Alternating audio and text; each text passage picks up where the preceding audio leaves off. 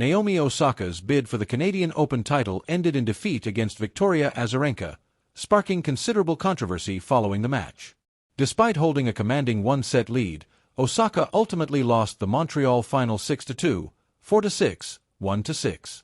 Her subsequent runner-up speech, however, generated far more discussion than her on-court performance.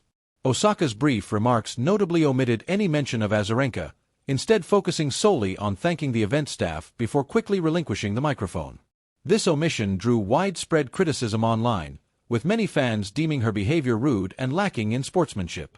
The incident prompted a range of reactions, with some defending Osaka's right to express her emotions following a loss, while others emphasized the importance of graciousness in defeat.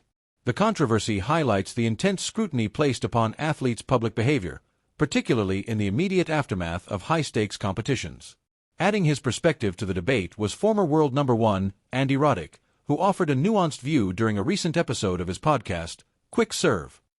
Roddick addressed the criticism surrounding Osaka's concise speech, stating, "I would rather her be friendly with Vika Azarenka all the time than at a grandstand in front of a microphone. I don't know if either is true, but Naomi Osaka is generally well-liked, polite. Everyone likes her, and she doesn't give a lot sometimes when she's not ready to give a lot, and that's fine." Roddick's comments suggest a degree of understanding for Osaka's emotional state following the loss. He highlighted the inherent pressure placed upon tennis players to deliver polished and courteous post-match interviews, a pressure he believes is disproportionately high compared to other sports. He argued that the immediate expectation to express gratitude and acknowledge opponents publicly places an undue burden on athletes already grappling with the emotional fallout of defeat. Roddick further elaborated on this point, drawing a comparison to other sports and athletes. "No other sport do you have to go talk immediately in front of everyone and have the expectations to not only be courteous but to give everyone their flowers in an appropriate way. I don't know, people are allowed to be pissed," Roddick stated. He used the example of Michael Jordan, suggesting that similar displays of frustration would be celebrated rather than condemned in basketball. If Michael Jordan did that, they'd be like, "He's such a competitor, he can't get over it." I used to actually use that example with Serena Williams all the time. She would go to press sometimes and be really salty.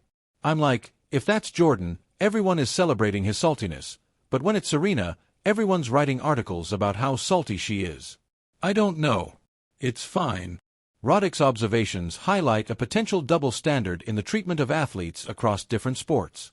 He suggests that tennis players are held to a higher standard of post-match decorum, with any display of negative emotion subjected to intense scrutiny and criticism. This contrasts with other sports, where similar displays of competitive frustration might be viewed as a sign of passion and determination. Beyond the controversy surrounding Osaka's speech, Roddick was quick to acknowledge her commendable performance throughout the tournament. He emphasized her talent and resilience, highlighting her strong run to the final as a testament to her skill and dedication.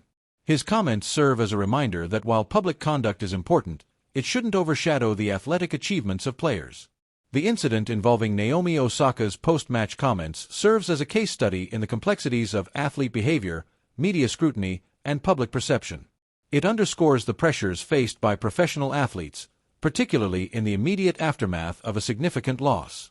The contrasting perspectives offered by fans and commentators like Andy Roddick highlight the subjectivity of judging athletes' emotional responses and the potential for double standards in the media's treatment of athletes across different sports.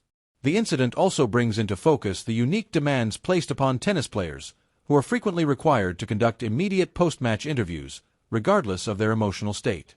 This practice, while intended to provide fans with immediate insight into the players' perspectives, may inadvertently amplify negative emotions and create undue pressure on athletes. The debate sparked by Osaka's speech raises important questions about the balance between respecting athletes' emotional well-being and fulfilling media expectations. Moreover, the controversy surrounding Osaka's behavior highlights the intense scrutiny faced by female athletes compared to their male counterparts. The standards of decorum and public behavior often appear stricter for women, with any deviation from perceived norms subject to greater criticism.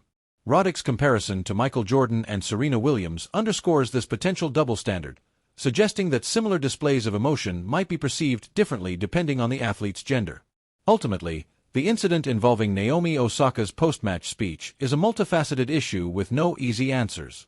It reflects the pressures of elite competition, the complexities of public perception, and the potential for double standards in the media's portrayal of athletes. It also raises important questions about the balance between respecting athletes' emotional well-being and fulfilling the demands of media coverage. The incident, however, should not overshadow Osaka's strong performance throughout the tournament, a testament to her talent and unwavering dedication to the sport. Her journey to the final, despite the eventual outcome, remains a significant achievement.